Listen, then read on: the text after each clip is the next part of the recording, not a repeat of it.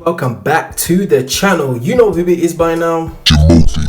Now, ladies and gents, I thought I would do a update to my Bujin deck profile. One that I've kind of like been messing around with, ladies and gents, and something that I just wanted to kind of like mess about with and see what your thoughts on it. Now, I'm still waiting on a few cards, most notably Fault on Lead. And thank you to one of the commentators or subscribers on my channel who actually suggested it, and it's potentially something that I'm going to include once the card arrives and I've been able to mess about with it.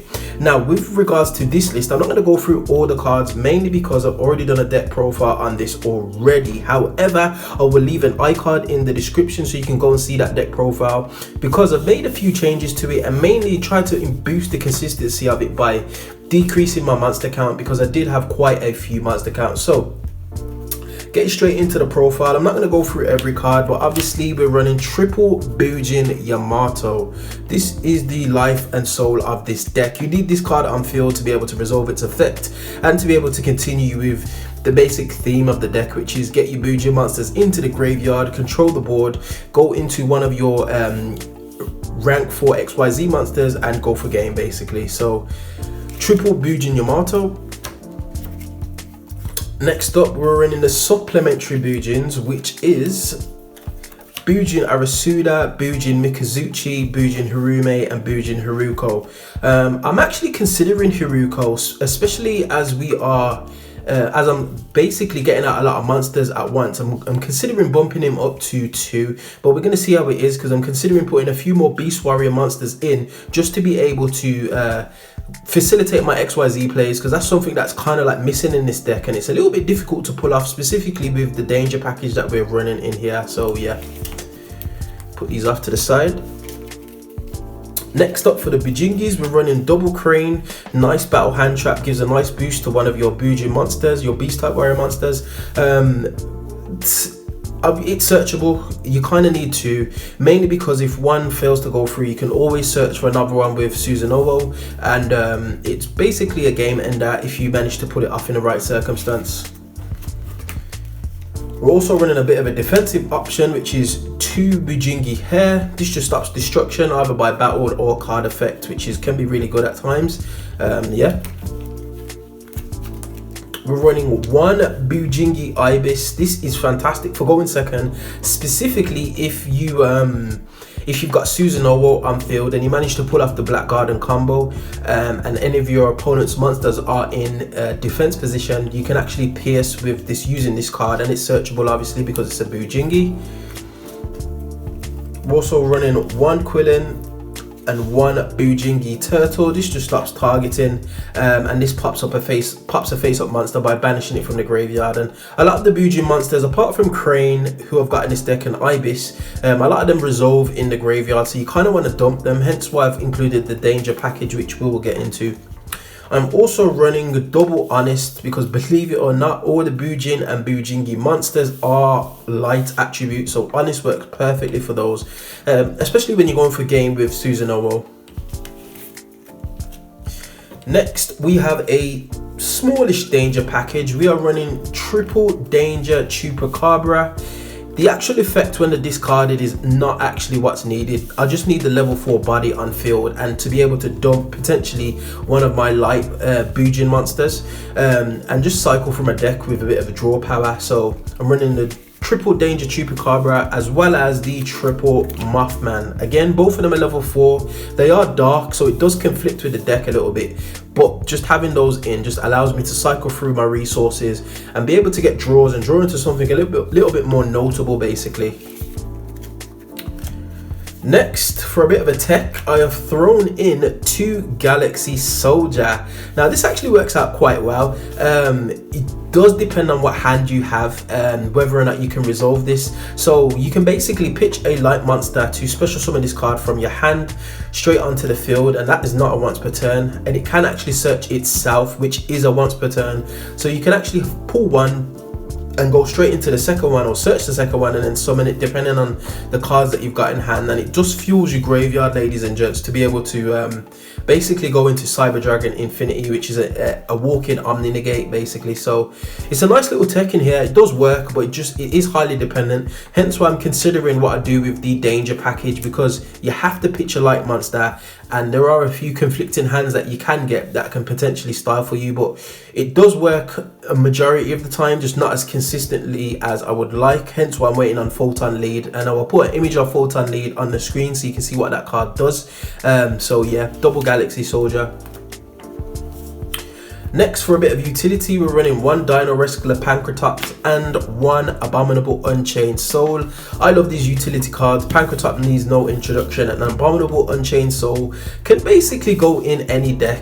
It jumps out your hand for free once your card gets destroyed, and it can pop a card on field, any side of the field. So if you've got an artifact Scythe set, for example, you can pop the Scythe and summon it to your field. Very, very flexible cards, and I do like them. They kind of serve the same purpose, where they're a big body on field and they can get rid of a problem card. As well as Abominable Unchained Soul, the turn that he's destroyed, he actually summons himself back onto the field. So you've got a 3k body there that can potentially pop something twice. Really, really powerful card.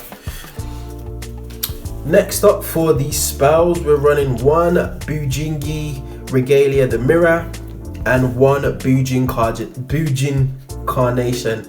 I dropped one of the other Bujin spells mainly because it was very, very situational.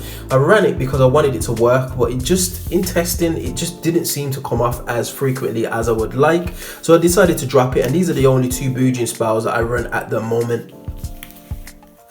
We're also running triple Fire Formation Tenki. This just searches Yamato basically, and it gives him a nice 100 attack boost. Nothing more needs to be said about Tenki.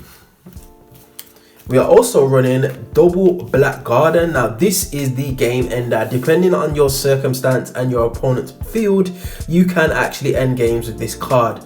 It special summons Black Garden tokens to your opponent's side of the field. Now obviously it does decrease your monster's attack as well as your opponent's monster's attack if they're summoned whilst Black Garden is on field. However, being able to summon tokens and go into Susanoo and attack all the tokens with an attack boost from either Bujingi Crane or Honest can actually just end the game right there and then, ladies and gents, which is really, really powerful. So double Black Garden. We're also running the 1 Double or Nothing for obvious reasons. This can be an OTK in itself without having to go into Susanoo. 1 Constellar Bout. Now I'll just put this in as a bit of a filler. Well, not a filler, just a bit of a tech. It seems to be working out when I pull it, because obviously it means that all your light monsters can't be negated, so all the stuff in the graveyard can resolve, and it works out quite well. It kind of diverts attention away from the stuff that's happening in the graveyard, because your opponent needs to deal with this before it can deal with the graveyard, or even Yamato, for example. So 1 Constellar Bout. 1 Foolish Burial as a bit of an extender, and as well as 1 Call by the Grave, because this unfortunately is at 1. Next, onto the traps. We're playing 4 traps because I do not like to brick on them. 1 Bujin Regalius the Sword, 1 Lost Wind, 1 Compulsory Evacuation Device, and 1 Solemn Judgment. You could change these out and be whatever. Solemn Strike would be a good shout. I've just gone for these 4 just for a bit of utility, and I wanted to try and obviously make use of the Bujin Regalia Sword, which does come up, especially as a one-off. It can be really good. Next, onto the extra deck in no particular order. We're running 1 Bujin Ki Ahamshima and 1 Firefighting Daruma Doll. Pop spells and traps enables you to go into a rank 4 monster. We're also running a Bujinte Tsukiyomi and 1 Bujinki Amaterasu. Again, really, really useful cards. I'm not going to go into them too much. As I said, I went through them in the last profile. And the game ender, which is Bujinte Susanoo. This is the thing that wins you games. Can search a card. It can also attack all cards your opponents control, or all monsters your opponent controls. So this, coupled with Black Garden, is a nice little tech in a way to just end games basically. Giving it a boost with either Honest or Bujinki Crane, it's fantastic. We're also running 1 Tornado Dragon, one Cyber Dragon Infinity along with its counterpart Cyber Dragon Nova. Nothing needs to be said about these two, ladies and gents. Tornado Dragon, again, a bit of a utility. With actually, with Bujinki Ahamshima, this turns into a Twin Twister because you can pop 2 spells and traps on your opponent's turn, which is really powerful. One Brotherhood of the Five is Tiger King, one number 39 Utopia, one number 39 Utopia double. Again, nothing needs to be said about those guys. And then finally, we are running one Light Dragon at Ignista and one Abyss Dweller, and that rounds up our extra deck, ladies and gents. So like I said, we are still testing, still a few things that I need to do with the deck. And once I get my hands on the Photon lead, I might actually up the Bujingi count and try and reduce some of the dangers, just to see how it plays. But ladies and gents, that's the end of the profile. As always, if you did enjoy this content, be sure to like, share, subscribe, all of that good stuff. And I would definitely see you guys on the next video. Hope you enjoyed. Peace.